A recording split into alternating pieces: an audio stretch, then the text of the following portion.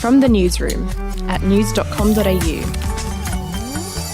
G'day, I'm Andrew Bucklow and this is the latest from the Newsroom. It's Tuesday the 12th of October. Prince Charles has urged Prime Minister Scott Morrison to attend the upcoming UN Climate Summit in Glasgow.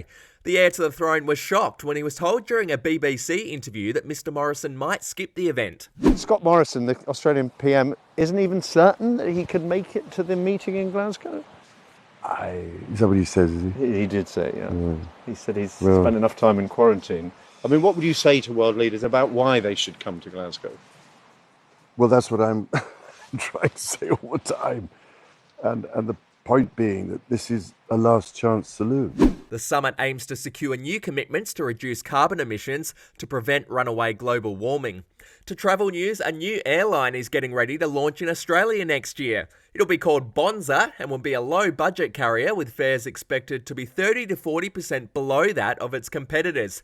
It'll sport a fleet of Boeing 737s and will focus on regional and leisure destinations. Overseas now, a man in the US is suing police after spending 37 years in jail for a crime that he never did. Robert Du Bois was found guilty of raping and murdering a 19-year-old woman in 1983. He was released last year when DNA evidence proved he was innocent. He's now suing the city of Tampa and 4 police investigators who worked on the case. To sport, former AFL player agent Ricky Nixon is being investigated by the AFL for allegedly selling forged memorabilia. Nixon sold footballs said to be signed by Melbourne Premiership players for $575 each, claiming that the funds were going towards charity. It's believed he sold at least 20 before the Melbourne Football Club dobbed him into the AFL. Studio 10 co-host Sarah Harris has criticised Sam Frost for her anti-vax video, in which the actress asked for empathy for those who chose not to get the vaccine. The Home and Away star posted a video on the weekend trying to justify not getting vaccinated, but it led to a fierce backlash that resulted in her deleting her account. Here's what Sarah Harris had to say on Studio 10. I quite like Sam Frost personally. Yeah. She's a really sweet girl, and I don't love the pylon that she's copying. No.